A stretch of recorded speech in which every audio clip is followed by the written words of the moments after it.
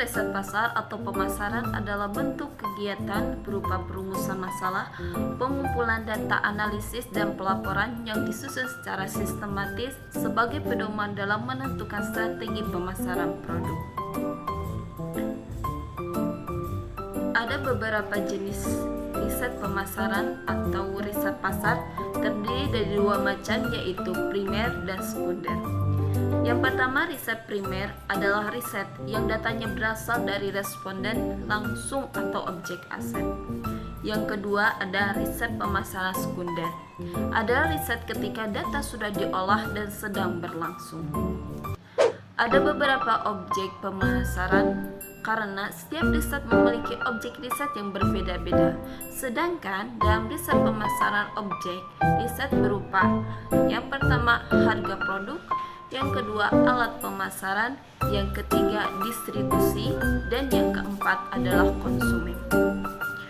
Fungsi dari riset pemasaran atau riset pasar merupakan sebuah langkah penting yang harus dilakukan oleh perusahaan untuk membantu menyusun perencanaan pemasaran, dapat dikatakan sebagai mata dan telinga perusahaan untuk mengetahui bagaimana pandangan dan keinginan konsumen terhadap perusahaan. Riset pasar memiliki 3 fungsi utama, yaitu yang pertama adalah evaluating.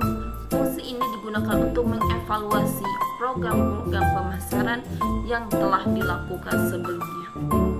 Yang kedua adalah understanding.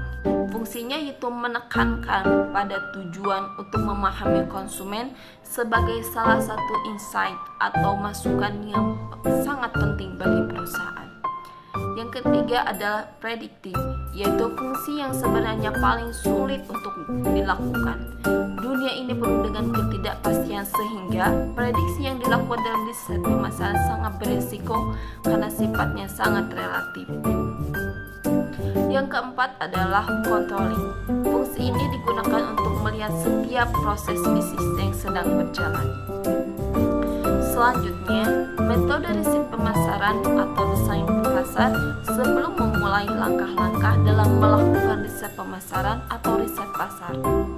Berikut adalah metode-metode yang bisa digunakan. Yang pertama adalah kuesioner. Yang kedua ada riset group. Yang ketiga adalah survei. Dan yang keempat adalah objek.